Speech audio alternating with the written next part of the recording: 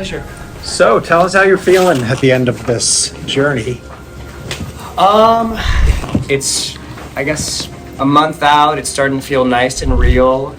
I think we started this 6th season over a year ago, so it was already a bit of grieving that we had gone through with the strike and whatnot. So I feel pretty confident and happy to be, closing this chapter. And at the same time, it's been so fulfilling to get to see all of my castmates, grow into great characters and even greater people. So, Xolo, in this show, you have this, Miguel was known as the Karate Kid of Cobra Kai Series. Nice. And, it's like, it's pretty cool. And, like, I think we can all agree, like, we see that.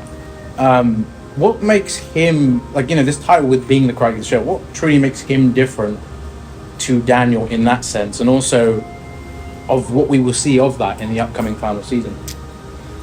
I think the time is maybe what makes them different. I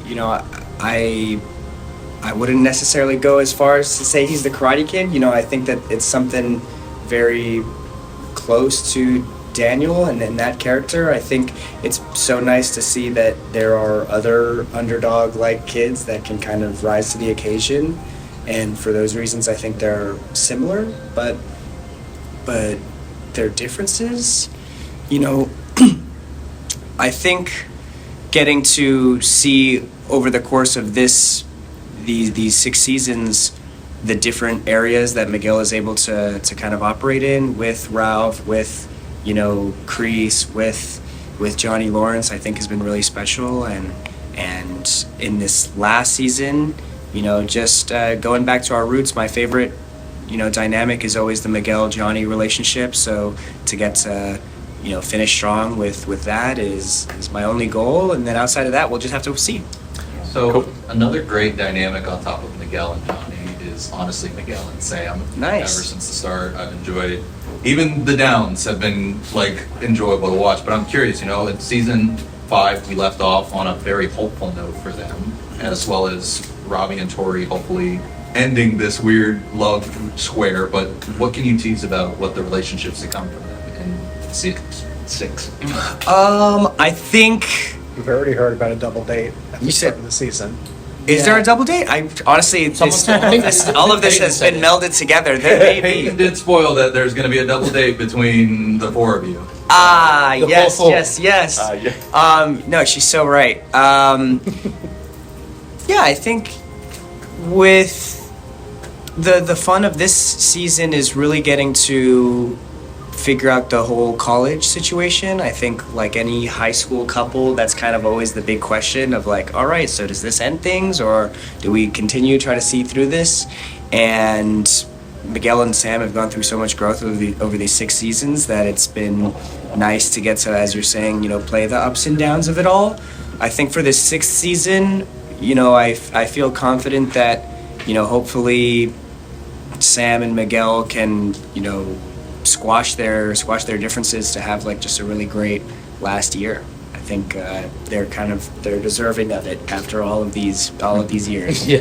I really wondered because I know Miguel and his name, Robby are going to be stepbrothers, and I'm wondering how much of this dynamic is going to change up this season.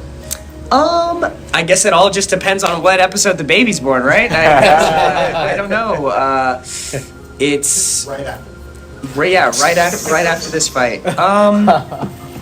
With Miguel and Robby, I think it was really nice to kind of go over that hill in the 5th season. I feel like the fight in the apartment and that kind of discourse, along with the baby and Johnny and Carmen, seemingly like it looks like they're gonna get together as well. I think that, for Miguel and Robby, it's kind of both what they've been looking for, right? Mm-hmm. I think in their circumstances, obviously, there is no perfect scenario, right? But it's never like that in any family. So I know that going into this last season, it's going to be really nice to get to have more fun stepbrother banter for Johnny to deal with. He didn't even want 1 kid, now he's got 3. So I have it's kind of a two-parter. First of all, I think you more than anybody else on the show has worn many gis. Yeah. Series. Do you have a favorite? You're saying literally to wear, or I mean, I think the Blackie is one of my favorites, but I also think the Eagle Fang was really fun to get to. Like that was a really fun moment for my character. And then the bigger question is, you kind of grew up on this show. Meanwhile, your character also grew up on this show. Yeah. As you're getting now towards the end, do you see similarities between yourself and Miguel that you didn't before? Yeah, I think. Well, yes, I think now that's a great question. When I started the show, I was 16 and the character was 16, so inherently I just put so much of myself into the role. I could understand what this teenager at this new school with all these new problems was going through, and I just was playing it like how I would have. And I think now, with some distance from those years, from the 16, 17, 18 years, now heading into being 23, I think so much time has passed, and yet for these characters it's been 2 years. So it's been really fun, I think, to get to tackle these high school experiences with a little bit more distance, because I think in the moment maybe they were too close. And then just overall with time as well, just becoming more confident of an actor. I think it's been really great to see that maturity in the character as well, just because,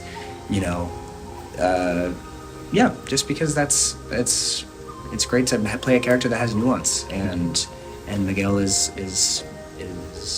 that. Xolo, to piggyback off that nuance and that maturity that we see with Miguel, one aspect I don't think we've seen with him is sort of being more of a mentor to some of the younger students. We've seen it with Tori and Devon, Robby and Kenny, Anthony and Robby in a sense. But, are we going to see this side to Miguel sort of wanting to help some of the younger characters, flourish in not just karate, but make sure they make an impact without making the mistakes that Miguel made early days? Yeah, absolutely. This season more than ever, I think we see, whether it's, Miguel to the youngers or even to any of our other castmates, or characters in the show, everyone is helping everyone. Like this year more than ever, it seems like we've got our backs. So I would argue that that's maybe one of the more exciting parts of this season, is seeing people instill confidence in others that you wouldn't expect, and there is a lot of that this year. Xolo, Cobra Kai is obviously filled with so many life lessons that we've all taken in through our lives. Is there anything that if you pick one thing, what would you take away from Cobra Kai into your own life? I'd say in and out of the show, I think the thing that's remained the most consistent is getting to watch Billy and Ralph and their character. Off screen and on screen, they're both two of the kindest folk I've ever met. And I think coming into this at 16, I had a lot of preconceived notions as to what those people would be like and how I would be treated on a set. But they really showed so much respect and humility towards me, and really allowed me to come into my own. And I think that has helped the on-screen portion of the chemistry tenfold. And I hope that, what I take away from this is allowing myself to bring that type of energy, that type of warming or that welcoming nature to the next set that I go on. Aside from that, that's definitely the most important thing. They taught me that nobody wants to work with a douche. Really. Yeah, exactly. And it takes you so much further to be just a kind person. Absolutely. Initially, people definitely came to this show for the legacy characters, Show. to be able to see them again on screen. But the reason we stayed is because we cared about the younger characters, the characters you guys developed. Thank you. Can you talk about the relationship with the fandom from the very beginning to now, and how important it was for you guys to have a finish line to aim at, to be able to bring closure to this story? Yeah, I mean the latter part of that question is really more up for the writers. They really had the pressure of making the landing, and we kind of surrendered to their story, and it's been really great thus far. So I've been really grateful for that. In terms of the relationship with the fans, it's such an honor to have such a steady fan base and a group of people who really care about this show. Like I don't know how many shows have that, who truly have these fan bases of all different ages who care about the show. So for that, I'm forever grateful, because I feel like it has allowed all of us to kind of experience this side of acting that I never thought possible. It definitely is a bit intense. Like whenever like their seasons are dropping, I always know, like, oh my gosh, it's gonna be crazy. So many people are gonna be, looking that don't know a thing about me. So for those reasons, it's a little intimidating as well sometimes. But I'm really, honestly, I think I'm kind of protected by having this really likable character. If the character was not as likable, I don't know if I would be able to handle it as well. We were talking about that, how hard it must be on some of the characters. The actors have to play villains. Yeah, no. Even I mean, at a you young could age. shoot. I mean, you could ask some of them, but we have some friends here on the show who do not get the same kind of reception on social media, and for that, kind of, it's really a bummer, because the reality is the people behind the screen don't know the folk in front of the screen. Sure. So Right. I wish it wasn't that way, but I just know that the right role will come to change people's minds. Absolutely.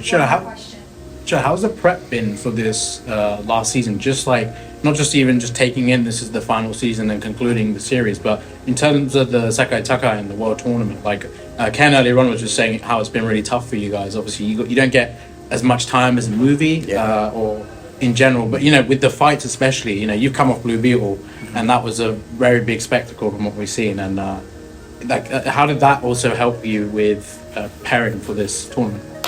I mean, the stunts are definitely the hardest part of this season, and I'm so glad for Ken and Dawn, our fight coordinator and stunt coordinators, for being able to help train us. The preparation is the same in that we're stretching and working a bunch. The only thing that's different is just that there's more people. There's just like more people to fight, more fights. The workload is just longer, but the previous 5 years were really the prep for this last season. Like, it's the world tournament now, so they're not holding back. We have some really great new characters and new martial artists who are fantastic, and they really help encourage us and inspire us. And aside from that, the prep has just been emotionally preparing to both receive this show to drop, and also just be able to kind of let go. I appreciate it. About the tuba? The tuba? I love the tuba. I'm a big fan. Miguel or Jaime Reyes? Oh, Who's winning? Who's winning? I mean, what? It's pretty obvious.